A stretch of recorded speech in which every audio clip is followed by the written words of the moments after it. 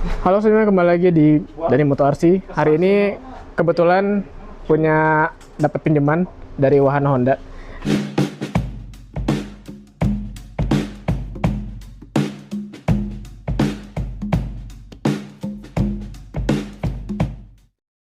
Jadi ini adalah PCX 160 yang road sync, alias ini yang tipe tertingginya. Sudah ABS depan. Ini lampu depannya seperti ini penampakannya. Kalau dari PCX yang sebelumnya ini kayak lebih tajam, jadi agak lebih maju ke depan. Kalau itu PCX yang sebelumnya itu, nah bisa dilihat ya. Nah, depannya agak lebih rata. Nah kalau ini, kalau kalian lihat dari pinggir tuh depannya lebih mancung. Ya, ini sudah ABS depannya, satu channel aja, menggunakan disc brake ukuran berapa ini? Sekitar 30-an. Ya, sekitar 30-an kayaknya. Untuk ukuran ban depan 110/70 ring 14. Untuk kaliper sudah 2 piston. Nah, ini warnanya yang warna merah marun. Kelihatannya kayak marun apa merah gelap ini? Marun lah ya. Dan merahnya itu merah glossy. Lebih menarik daripada yang matte kalau menurut gua ya. Coba kita buka bagasinya. Nah, ini ada beberapa barang. Kalau dari kapasitasnya tidak terlalu jauh, tidak beda jauh, tapi sebenarnya ini lebih gede sedikit dari PCX yang sebelumnya. Untuk lampu belakangnya modelnya seperti ini, sudah sangat-sangat berbeda dari PCX 160 yang sebelumnya. Sekarang dia lampu senya ada di bawah sini, bentuknya seperti ini, meruncing ke bawah. Yang belakangnya juga lampu remnya seperti ini. Jadi ini tuh kalau nggak salah ini lampu yang standby-nya, ini lampu yang remnya. Model spakbornya kurang lebih masih sama kayak gini. Knalpotnya juga kurang lebih sama kayak knalpot PCX 160 yang sebelumnya. Untuk ban belakang ukurannya 130/70 ring 13. Jadi dia ring belakangnya memang lebih kecil dari yang depan. Terus untuk shocknya, nah ini juga udah ada improvement dari Honda, yaitu sudah menggunakan tabung terpisah. Tapi dia belum ada settingan preload maupun compression atau ribbon adjuster tuh belum ada ya. Tapi ini aja sudah lebih bagus. Terus untuk emblemnya, di sini emblemnya dibikin warna gold. Jadi kelihatannya kayak warna Iron Man gitu, merah sama gold. Terus ini fuel cap-nya juga sama dibikin warna gold. Tapi ini warna goldnya jauh lebih gelap lagi dari yang emblem belakang. Sama di sini pun ada semacam garnish warna gold. Goldnya pun gold gelap. Perubahan yang sangat kelihatan adalah di bagian stang ini. Karena stang yang sebelumnya itu kan pada telanjang ya, maksudnya langsung besi gitu. Nah yang ini tuh udah ada covernya kayak Honda Forza.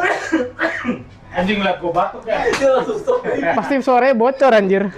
Perubahan yang sangat kelihatan adalah di bagian stangnya, karena yang sebelumnya itu kan stangnya nggak ada covernya. Nah ini sudah ada covernya, jadi mirip kayak Honda Forza. Tapi ini Honda Forza versi yang lebih kecilnya aja. Tangki bensinnya, nah di sini. Ini kapasitasnya kurang lebih sekitar 8,1. Sudah lebih besar dari PCX yang sebelumnya, yang 150 ya. Kalau 160 sebelumnya kayaknya sama deh. Untuk lekukan bodinya, di sini lebih kelihatan tajam-tajam ya dari yang sebelumnya nih. Kalau sebelumnya nih, PCX sebelumnya kayak gini, lebih membulat-bulat gitu kan. Nah, PCX yang sekarang kayak gini. Ini lebih tajam-tajam. Ini juga nih sama, lekukan bodi lebih tajam.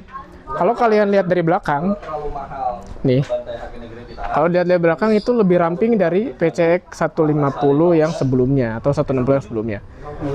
Jadi kalian tetap dapat bagasi yang besar tanpa mengorbankan bodi yang makin lebar. Ini menurut gua bodinya enak nih, nggak terlalu gede. Untuk filtering juga mantap, tidak terlalu banyak makan space. Nyala lampunya kayak gini. Jadi ini di RL sini, ini nyambung sampai sana.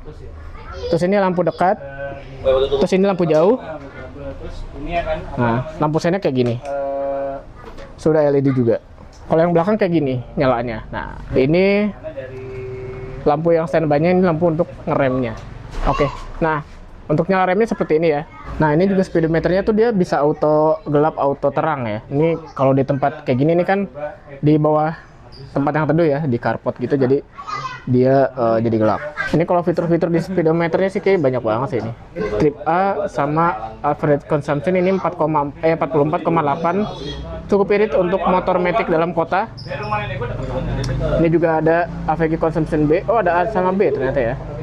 Sini average speed, kecepatan rata-rata yang biasa kalian pakai ketika naik motor ini. Terus ke bawah lagi ini ada apa nih? Oh, ini tip A tip B kayak tadi. Terus tekan kiri ke bawah lagi, ini ada settingan. Nah, ada banyak sekali settingannya. Ada function, ada auto reset kayak gitu-gitu. Terus ini display. Nah, ini display itu ini bisa tipenya mau apa? Mau yang kayak gini, yang circle kayak tadi, atau yang simple, atau yang bar. Nah, kita coba yang simple ya. Ini brightness-nya mau segimana, ada juga banyak. Ada auto, ada manual. Auto tuh kalau misalkan kalian di tempat terang ya dia juga jadi terang, di tempat gelap juga dia akan nurunin brightness-nya. Ini auto aja pilihnya. Ini background-nya. Mau background yang auto, dia bakal jadi hitam atau putih sendiri. Atau mau hitam terus, atau mau putih terus bisa juga. Ini ada favorite info, gue nggak tahu apa nih. Oh, mungkin ini informasi yang sering digunakan ya. Terus ini ada favorite switch. Kayaknya ini switch yang sering dipakai. Terus ada general. General itu untuk ada date and time. Unit mungkin ini untuk, nah ini untuk KMH atau MPH. Fuel consumption-nya juga sama, bisa liter per 100 kilo atau kilometer per liter. Terus bahasa bisa diganti juga, mau pakai bahasa apa. Ini Bluetooth pairing, service. Ini ada maintenance, kayaknya ini untuk mengingatkan ganti oli gitu-gitu. Servis selanjutnya bulan Juni. Ini oil change-nya juga sama bulan Juni. Ada baterai voltage, ini masih normal banget 12,6. Ada water temperature ini air radiator ya. Sini ada warning info kayak tadi untuk servis, atau mungkin kalau misalnya terjadi error atau masalah dia ada di sini kayaknya. Mode yang simple tuh kayak gini. Bener-bener simple banget. Kalau misalkan kalian nggak mau pakai yang ini, bisa diganti lagi di display type. Nah, kita pakai yang circle aja kayak tadi. Seperti ini. Jadi kalau nyala dia kayak gini. Nah, ini untuk menunjukkan RPM-nya, ini sudah TFT, jadi di RPM-nya udah di situ. Nah, speedometernya juga sudah ada di ban belakang. Jadi kalau ban belakang yang muter, speedonya akan naik juga. Untuk posisi berkendara, untuk tinggi badan gue yang tidak tinggi ini, ini enak sih. Ketika kalian, ini gue duduknya paling belakang ya, mentok sama senderan sini. Bisa selonjoran full lurus kakinya. Bisa di sini juga, tapi kalau gue naik PCX berasa kurang lah kalau misalkan kalian nggak lurusin kaki ya. Jadi enaknya harus lurusin kaki. Tapi kalau misalkan di sini pun masih enak. Bisa sampai sini lah. Untuk ergonominya menurut gue cukup enak. Stangnya tegap, cukup tegap dan tidak terlalu jauh. Jadi kayak lebih mendekat ke badan gitu. Jadi enak. Oh ya, gue lupa. Untuk footstepnya juga udah diganti ya sekarang kayak gini. Dia full aluminium tanpa cover. Jadi kalau yang PCX sebelumnya itu kan ada covernya tuh.